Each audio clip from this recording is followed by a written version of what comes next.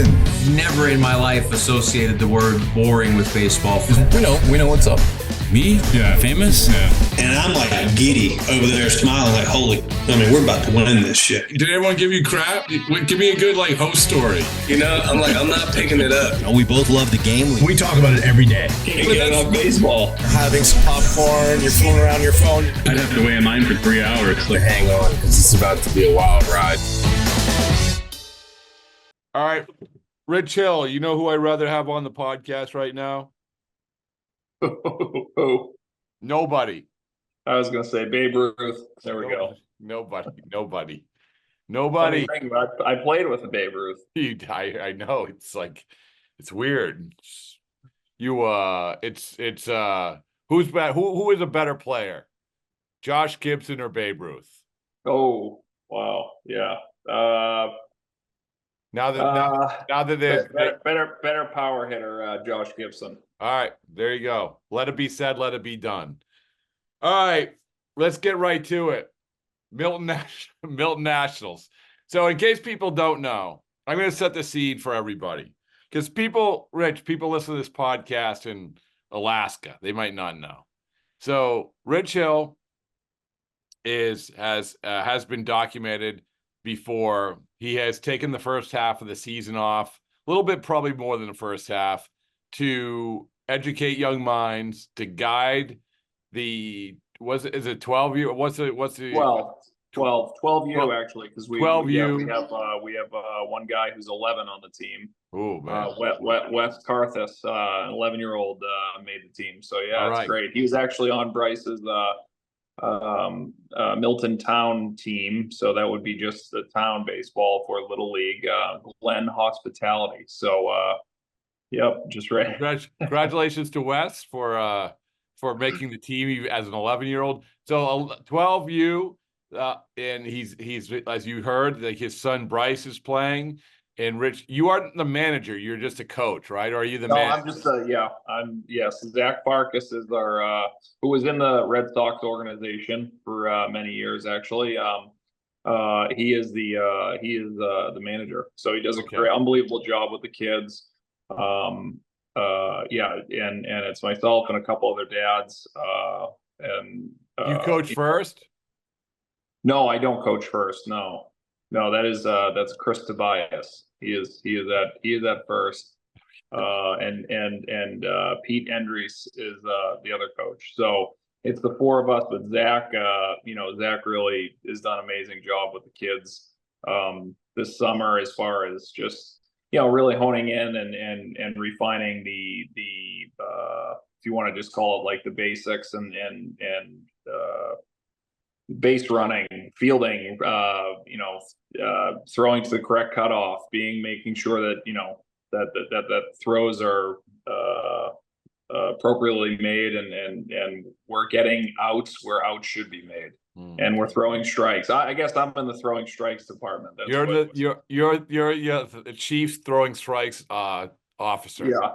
Right. Yeah, and that's been a lot of fun. It's been fun working with the kids, seeing them just develop over the last really month or so. But I've been able to watch these guys come up in town baseball. So, we all came from our respective teams on the Milton National side. And it's awesome to see, really the whole entire town of Milton and how healthy baseball is in the town. So on the American side and on our side, the national side, it's very vibrant. All right. So the plan here, the plan as you set out in motion, we'll get to like your expectations and your reflection of your first couple months. But the plan was to help be the designated strike coach for the Milton team, and then do that, get them to Williamsport, which you think there is. I checked FanDuel odds. I think that you're among the favorites to make it to Williamsport, Little League World Series. And I would if I could if I were to bet on baseball, Yeah. I think I'd throw some odds down on. Really? All right. Yeah, of course. All right. Of course. I don't even know. Can I say that? Can you allude to it? Can you, I don't know, but there it is. No, it's just a gentleman's bet. I mean, you just say you believe that there's a good chance that you'll be in Williamsport, which would, by the way, would be unbelievable story. It'd be a great story. Oh, it'll be great. Yeah. Because you went there a couple years ago. Well, with the yeah. Red Sox. Did you do the cardboard down the hill? Oh, it was great. It was unbelievable. The atmosphere, the game obviously at night that we played in, but just the camaraderie between the kids from different parts of the world, different parts of the country, and everybody coming around to celebrate baseball as one in Williamsport, Pennsylvania was, that was a lot of fun. That was really cool to see. So the plan is after Williamsport. When's Williamsport? Is that early August? It's early August, yeah, and we also, so that would coincide, I believe, directly with the Cooperstown. They have a Cooperstown tournament that I think you've seen. Many other guys whose kids have gone or are playing Little League baseball have gone out there gone to New York in Cooperstown and have participated in that tournament. I think those tournaments run like all summer long or whatever, but I heard that's a lot of fun too. But if we obviously were given the opportunity and we continue to keep moving forward and winning, Cooperstown wouldn't be in the cards. No, listen. All roads lead to Williamsport. And that's so right. You finish off Williamsport, you win a world championship in Williamsport, and then the next day you get on a bus or plane, a car, whatever it is. Yeah. And you go to whatever major league team is signing you for the last month and a half for the last 2.5 months, because obviously you're going to win the World Series. You will be the first ever human being to win a Little League World Series and a Major League World Series in the same year or ever. Same year. Yeah, that would be. Yeah. No, I don't know. Yeah, that would be unbelievable. The kid, just again, back the kids, just the way that they've been putting in the work, been putting in the time and the effort. It would be amazing to see it all come together. But we, it's obviously don't want to put the old cart before the horse. We have a lot of work to do. So, all right. We had a tough one. We had a tough one the other night. Braintree American, really good squad. 3-2. We lost in 9 innings. Okay, we only play 6. Few extras in there. Runner on second to start the extra innings. Keep the pace of play, I guess. So that was a tough one. That was a tough loss, but you know what? We bounced back today. Got a big W today against Whitman Hanson, and looking forward to Tuesday is when the tournament starts. So we're the number 2 seed. Number two. How do you get to the Williamsport? How many games do you have to win? I'll let you know. I have no idea. Right. I don't know. I'm balls and strikes, baby. Here we go. Strikes. Keep the tempo up. First pitch strikes. Get your fingers on top. Throw the ball downhill. That's my big one. I love that. Downhill. We're working downhill plane. We're staying aggressive. Teaching the kids a little wrinkle. Ooh, a little cutter. Little curveball. Nothing crazy. All right. They got to earn it though. It's either in a 0-2 or 1. I'm not gonna. You know what? I can't. We'll talk about this afterwards. Yeah. I can't divulge all the strategy. Yeah, Braintree is listening. Braintree is a known listener to this podcast. So has it been what you expected? I know that you know these kids and your son came up with it, but you had never gone through this time of year coaching a team. I mean, has it been what you expected? Yeah, I mean, I don't know if I had really any expectations coming in. I was just excited to see really how things would develop and where everybody was at, kind of developmentally in their career or in that little league 10 to 12-year-old range. And obviously, very, very pleasantly surprised by, how attentive the kids are on the team and how much they love playing the game of baseball. I think that's the biggest thing, is that, they really enjoy coming to the ballpark every single day and putting in the time and the effort in practice, like I said before, and, challenging themselves to get better. I think that's been one of the biggest things that I've enjoyed, because we all know how difficult this game is. So it's said over and over again, a game of failure. 3 out of 10 get you in the Hall of Fame. But also from just the standpoint of being able to manage those failures and get the opportunity to bounce back and do it again, either in that game, in the next at bat, or it's just, these are the things that we're talking about that you go all the way back to, like, the foundation of why, for me personally as a player, why you come to love this game, and why I still want to play. Well, I was going to ask you, has this experience rejuvenated the oldest active professional athlete in the 4 major sports? Oh yeah. I mean, I think it gives you, for me, it's given me, that kind of seeing it through a different pair of lenses, and that's certainly been that's the rejuvenating part, seeing the kids as far as where they're at, and then thinking about really my own career and where I'm at.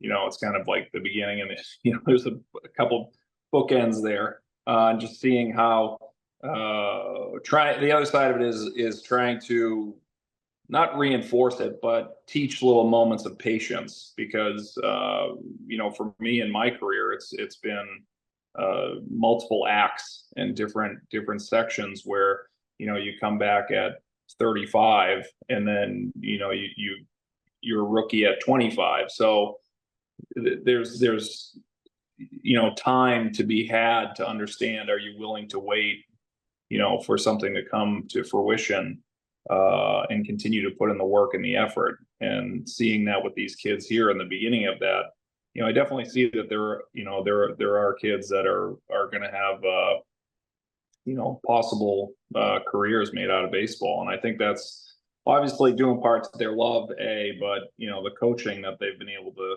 get here in Milton, which has been great.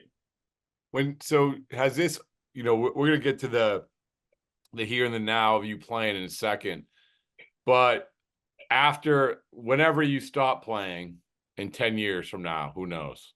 Congratulations, Satchel Paige. Has this given you a perspective of what you want to do?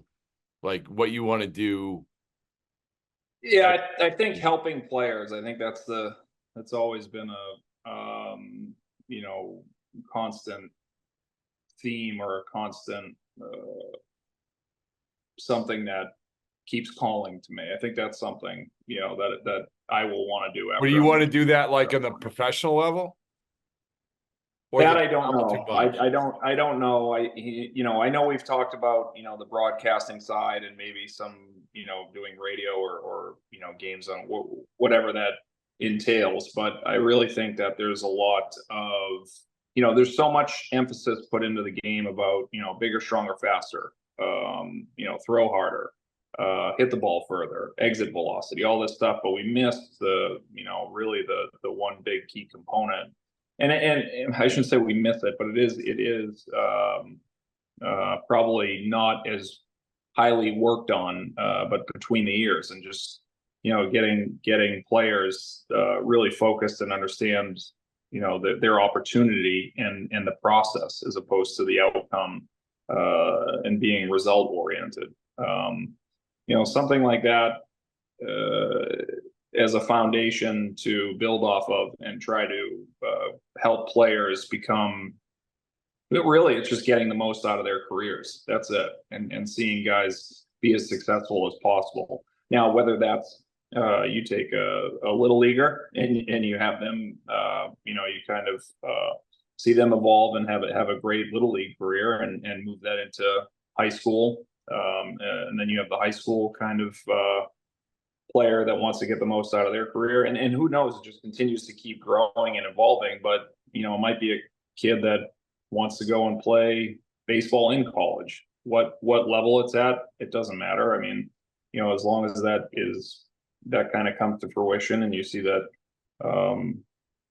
again, that would be that player getting the most out of their career, and then you move into the professional ranks in the minor leagues and guys in the big leagues, and it's a lot of its perspective. And I think I've been able to gain a lot of different perspectives over the course of my career. Being fortunate to have the longevity that I've had and the different eras that I've played in. So I think that that's something that, really I can relate to a lot of guys and a lot of different scenarios and situations that might come up in others' journeys.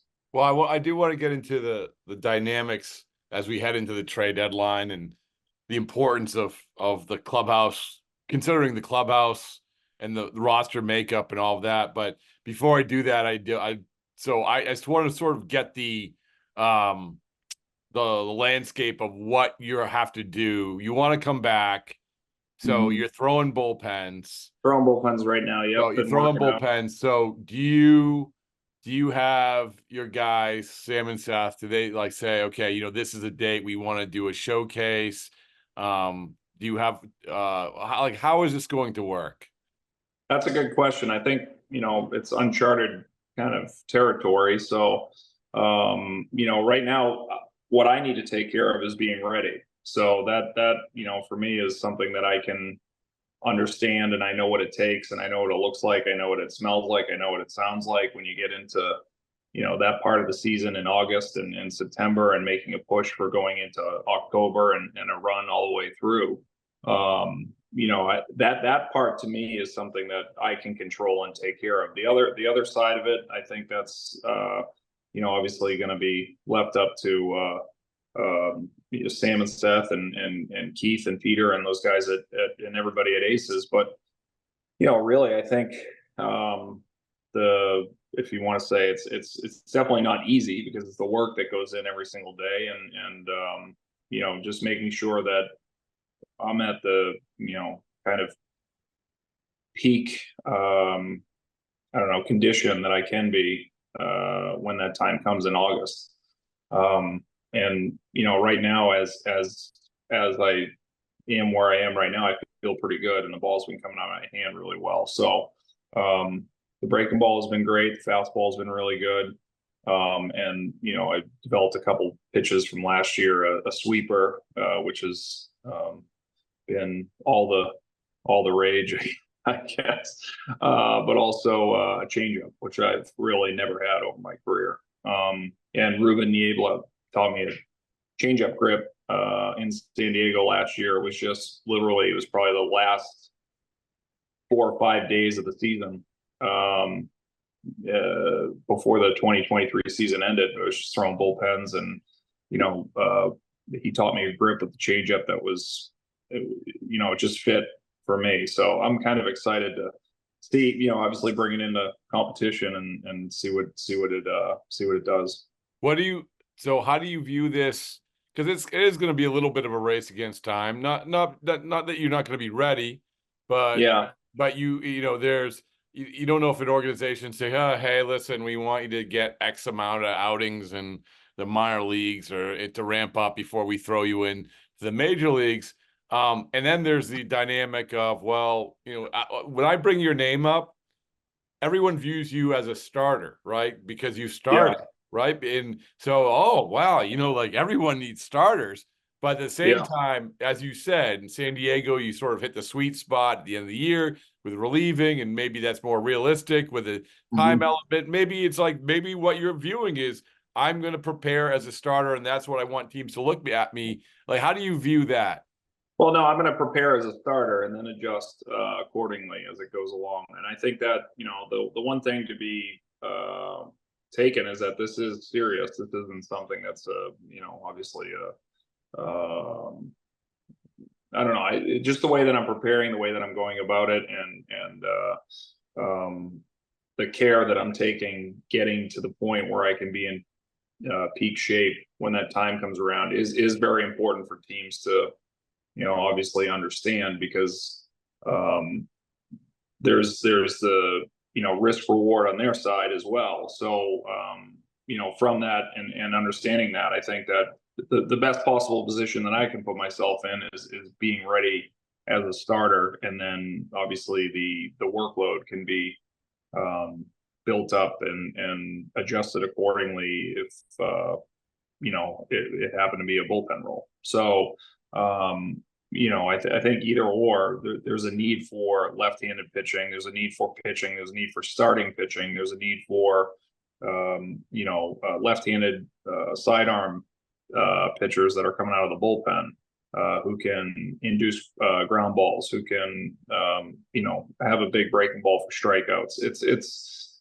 and again, also with the caveat of saying, well, we have a playoff contending team, but we only have a few guys that have playoff experience in this locker room. So how can we meld that and make that to the maximum value that I'll bring into the clubhouse? And I think that's something that, again, to your kind of point about getting the camaraderie, or getting the just kind of putting the right pieces in the clubhouse that need to be put in the clubhouse when you're going to make that run, it is extremely important. And again, I think I take a look at what's been going on for myself this past spring and summer, and seeing it from a little bit of a different perspective, I think could bring, a different perspective into that clubhouse, where it's, you see maybe some of the things that are going on where you're white knuckling, or you're trying to, create something within an at bat or an outing, or you're reaching for something where it's like, hey, instead of trying to, hit a 3-run homer in that at bat, or strike the side out in one pitch, take a look at this perspective and see what you think of this idea. Well, that's one of the things as we head into the trade deadline, and you've been on both sides of it. You've been the guy who's been traded, and you've been the guy who's been on teams that have gotten guys. But I say, Rich, a lot of times for GMs, it's reading the room, right? You just can't just go by this. We see this guy, or we don't need a guy, or we get this guy with a good spin rate, or we get this guy that we think who's a jerk. You have to read the room, and you've been on plenty of clubhouses where it's been important to add someone. It's also been important to add the right person for exactly what you're talking about, because everything can be going. If you could have a young team, and I don't want to put words in your mouth, but you could have a young team and going along, but those young players, a lot of them don't understand the pitfalls that are on the horizon here for the last couple of months, right? Right. Yeah, and I think ultimately it comes down to, I mean, things that we preach here is just attitude and effort, and effort is really the biggest thing. What do you want to remember in 5, 10, 15, 20 years after you're done playing? What is that going to look like? Are you going to look back and say, yeah, I went for it? Or is it going to say, man, we had an opportunity to win a World Series when I was 22, 23, and we punted, and not so much as a club. I'm not talking so much as a club, but as an individual, because, when you get on that 1 yard line and you have to go and you have to fight for it, you're going to just, go for it and step on it and step on the gas and, screw the results. It's not about the results. It's about,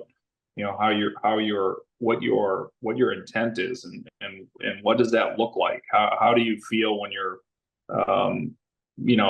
putting it all out on the line? And I think that's something that, in my opinion, you see teams have gotten to that 1 yard line and have come up short. And you just don't want that to be the reason why.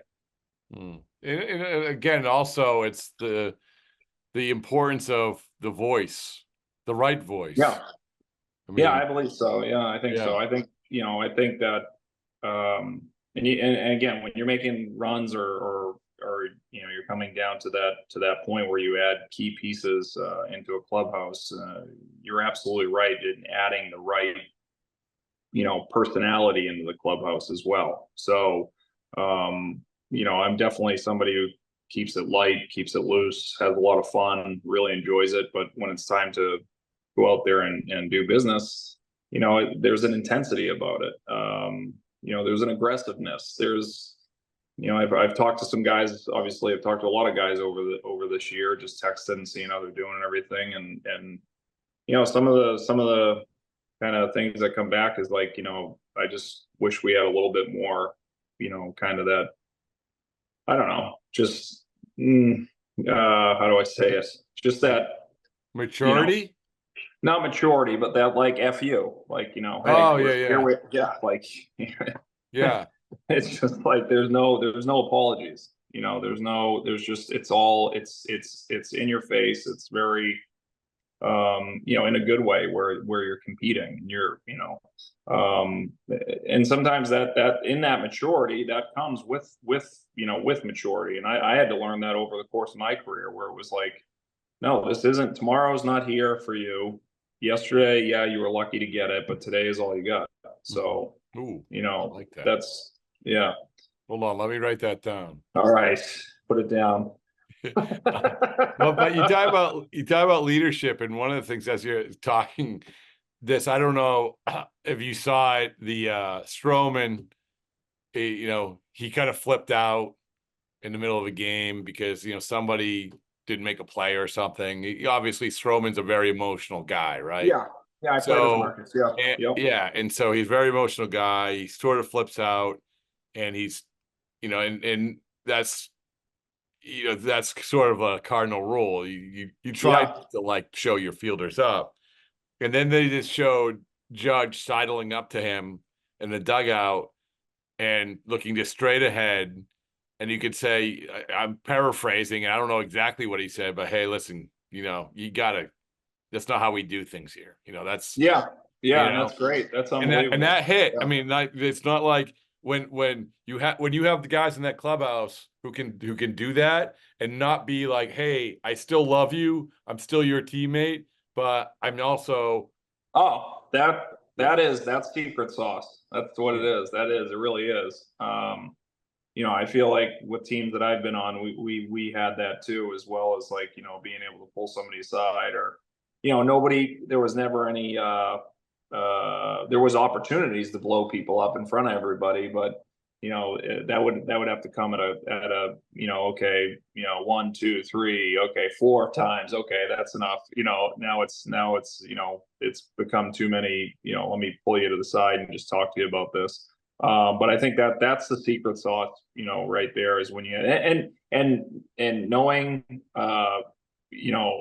Marcus and knowing his intense competitiveness and how much he does want to win. He truly does want to win, and he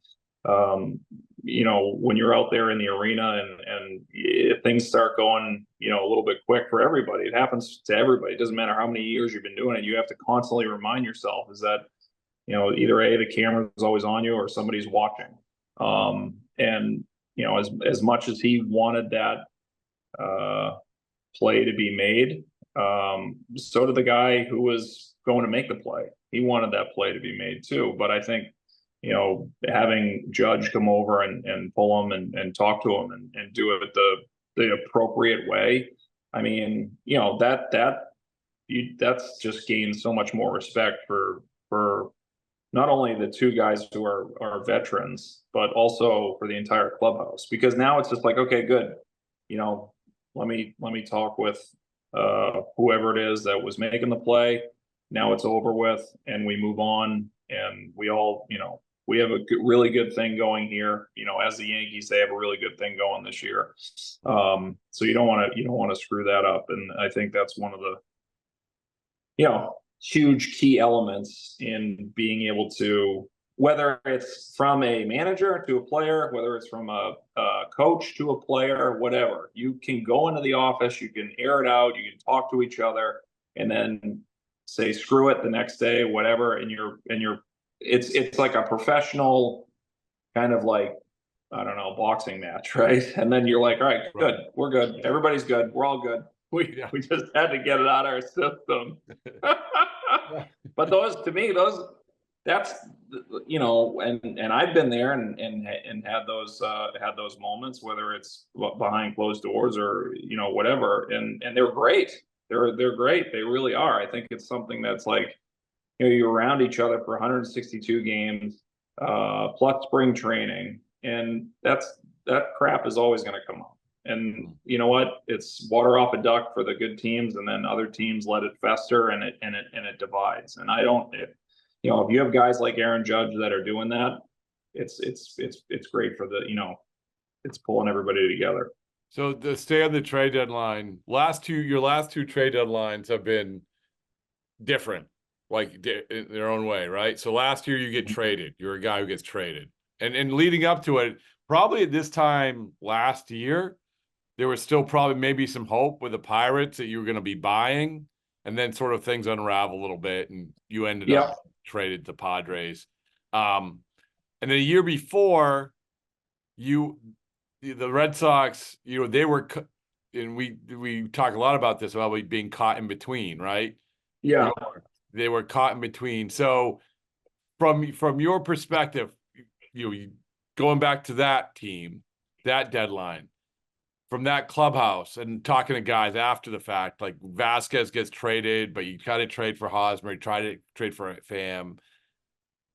The clubhouse dynamic it's not just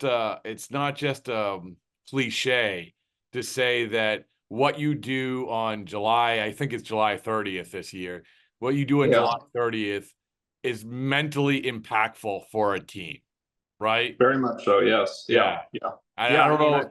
Yeah. Go ahead. No, go ahead. Go ahead. No. I mean, those are two examples. I mean, you were a plus for the Padres. I'm sure the Padres were like, oh, good, we got some help last year. And the year before, I remember, that team, it was, I think and correct me if I'm wrong, but I think that the perception for a lot of guys, even though you did get Hosmer, even though you did get Pham, was Vasquez was such a big part of that thing. The perception was, well, once we traded Vasquez, we're sort of giving up. Well, I don't know about. Yeah, I mean, I guess looking back at it, I just hate to use the word giving up or the no. I apologize. You know what I mean? You did not give up. No. I'm just saying, but you look at a guy like Vasquez, and I don't know. I'm not in the seat of the general manager or obviously ownership or anything like that. But here's a guy that's been with the organization for literally since he signed when he was 16 or 17. That is so substantial, and having that type of representation and somebody that loves the organization, that we just look at players as shoes in a shoe store, right?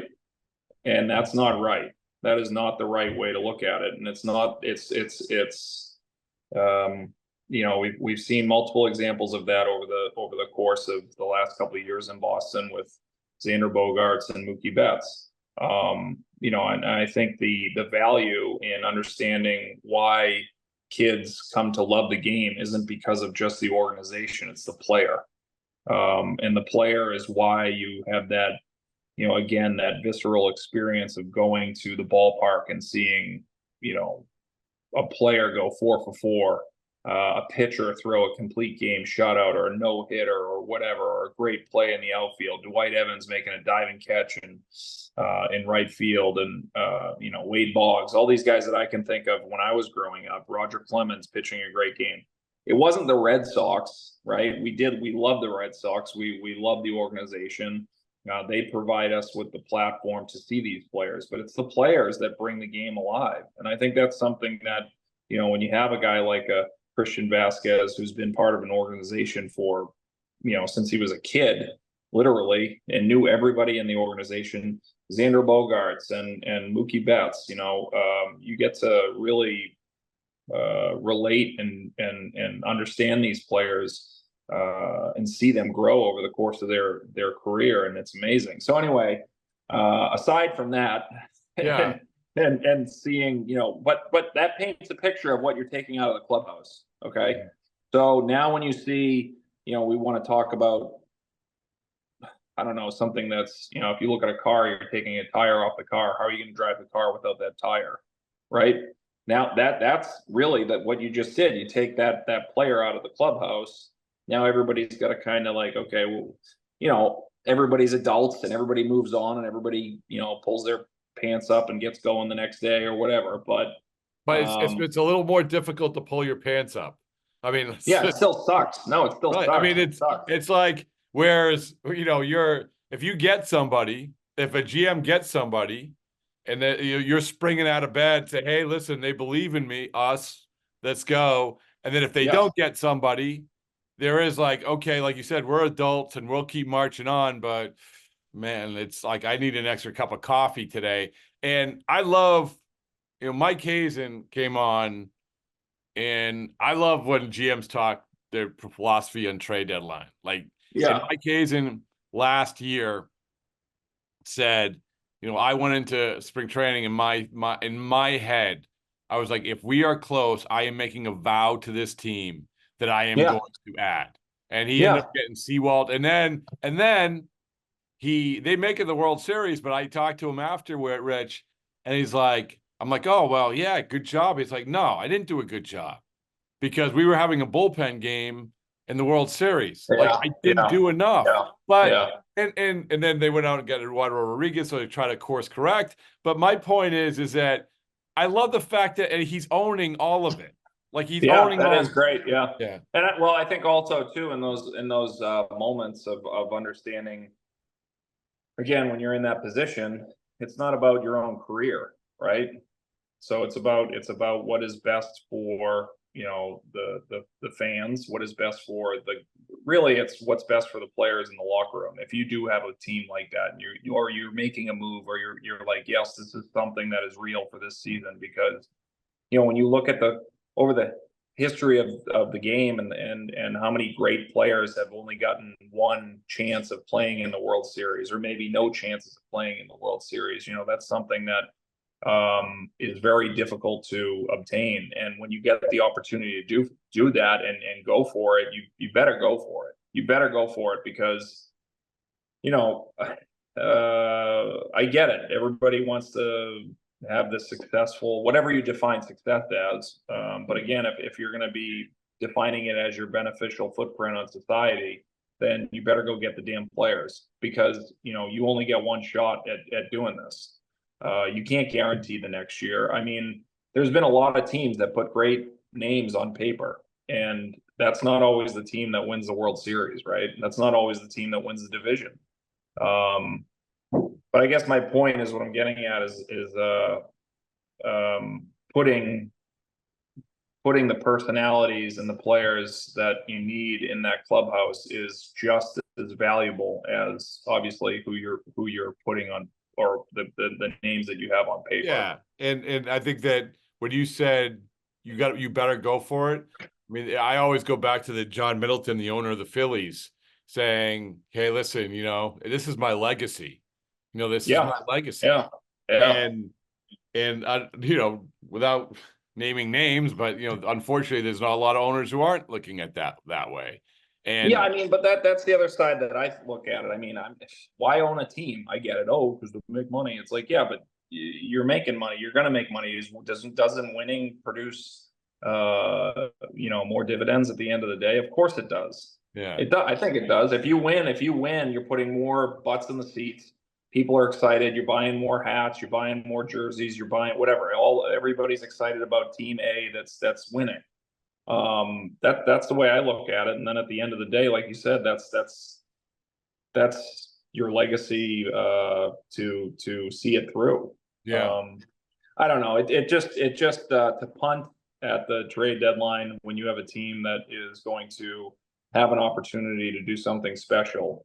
Because you don't know what next year is going to be. You have injuries. You have 162 games. You got spring training. Well, you get guys that. Yeah, look at the Rangers. I mean, look at the Rangers. Like one of the teams that showed interest in you. The Rangers, World Series winner. They go for it. They win a World Series. That is forever. No one can take that away from them. They go in this year, their position. But this year, you just had Corey Seager hurt. You've had some other guys underperforming. Well, they've had a lot of starters. I mean, DeGrom and Scherzer have been down. Right. I mean, so you don't. To your point, you can put the best team together you think, and you can say, well, we're building a team for it to be sustainable for years to come. But when you're in a position, especially now, Rich, when it comes when playoff format, like this is I mean, half the teams make it. If you're going, or not half, but if you're going for something, you're like, oh, we're planning 5 or 6 years down the road. Like that to me is completely unrealistic. It's fantasy baseball. It's, hey, paint by numbers. We're going to go ahead and see what we don't want to pay this guy now because in 5 years we're going to have to pay him, whatever X amount of dollars in 5 years when he's on the back end of his career. It's like, yeah, but bullshit. He won you a World Series. He got you that World Series. Are you not going to be happy that you got that World Series 5 years ago? That saved your ass and got you another, whatever, 5 more years of being a GM or whatever, wherever you are. That's because true. You went for it. Yeah. Yeah. Right? Yeah. I don't know. No, it's true. I mean, it's not always necessarily true. I mean, there's been but you if I'm a GM, if you're a GM, well, unless you're Dave Dombrowski, who got fired 6 months after winning a World Series. That's what I was gonna say. But yeah, I mean, that's the aberration. I mean, let's be honest. It's once you win a World Series, whether it's a manager or whatever it is, it's once you're attached to that buys you some time. Let's put it that way. Yeah, it buys you time, but it also shows to the fan base, to the players in the locker room, that you are invested in this team, and like ownership's invested in the team. Obviously we've seen it all year. For how many times now here in Boston? Four times in the last 20 years, which is amazing, right? Yeah. Yeah. So, I mean, that, and I get it. It doesn't come with any guarantees, but listen, I think that it shows the fan base that you care. What we come back to is right. You have to show the fan base you care. You have to show the players you care, and then you go from there. You had mentioned managers. I've been talking about this the last couple of days because managed Alex Cora in the last year of his contract, and Craig Counsell. We had Matt Spiegel from Chicago talking about Counsell, who obviously signed the $8 million deal as a manager. And it really is interesting because when Counsell signed that deal, everyone's like, oh, manager's going to get paid more, right? Yep. Yeah. Problem is, Rich, Cubs aren't doing well. And so what owners will do, they'll say, I guarantee it's like the same thing with Tampa, right? It's like, well, why should we pay this money if Tampa's winning? Well, why should we pay for the manager $8 million if they aren't going to win? I want you to give me perspective of how important it is to have the right manager. Yeah, and I'll say that about with Alex, because obviously he's going to be a free agent after this year, and I mean and I've said this about other coaches that I've had in the past in other organizations where they're saying, well, we're looking for this coach or that coach. Said, well, do you think the coach or the manager that you're going to go and interview is better than what you have right now? Because what Boston has right now, and Alex Cora, in my opinion, you're not going to get a better manager, right? You're not going to get somebody who's been able to do it in the postseason the way that Alex has been able to do it. Now, obviously with this season and how he's been able to keep everything together, where in the preseason were the expectations. I don't think it was where the team is at right now, right? And I think Alex has a huge role in that because he understands the player. He understands how to talk to the player. He understands when to give a guy a pat on the back and a kick in the ass. He understands that. And being able to have somebody in, whether it's the manager, the hitting coach, or pitching coach, or I don't know how many coaches there are now, but there's a lot. There's the strike throwing coach. Yeah, that's right. Yeah, that's I'm gonna put that on my resume. But getting the right people in places to be able to handle the personalities or whatever is such a let's set it. Put aside being able to do the in-game managing, but being able to handle, 25, 26 guys in the locker room is, in my opinion, more valuable. Well, you just said it. I think it's like you have to ask yourself: is this shiny new toy, guy, better than what we have? Right, and then it's going to say, then they're going to say like, well, do we need a new voice? I don't think necessarily when a team has a losing year that the new voice is necessarily always the best thing either, because you don't have the experience of that city. You don't have this, and again, in a big market, I think that does make a that matters. When you have a manager who understands the market like Boston, who understands, and again, nobody wants to win or hates to lose more than the manager. So, when you have somebody in that seat and you can really feel that and sense that, just like you can with Alex, and he's able to have that, even keel mentality throughout the entire season. That's where I don't think you have to go and look too far to see who your guy is for next year, or the years coming forward. All right. So my last thing I'm going to do for you is I'm going to help you relate to your young players. This is talking about managing and coaching, right? We've been asking people this. I know you're a big Taylor Swift fan. Huge. One of the Hold on. Let me show. Hold on, I got a text. No. The wasabi hot or not question. Is it a Swiftie? Yes, it has to do with Taylor Swift. All right. So would you pay I've been saying $1,000, but I'll say $500 for you. All right. Thanks. You know that long pockets, short arms, long pockets, short arms for me. Listen, I know that that's not true. So would you pay $500 to go sit in a suite for a Taylor Swift concert and hang out with Travis Kelce? I guess. I don't know. I think I don't know that. Yeah. I mean, yeah, I would. Yeah, I would. Yeah. Because of Kelce or because of Taylor Swift? I would want to see Taylor Swift in concert. I've heard nothing but great things. We had friends who went to Scotland to go see her. I said, you're going to go to Scotland to go see Taylor Swift. You have to see Taylor Swift. I think, you got to think, the one question that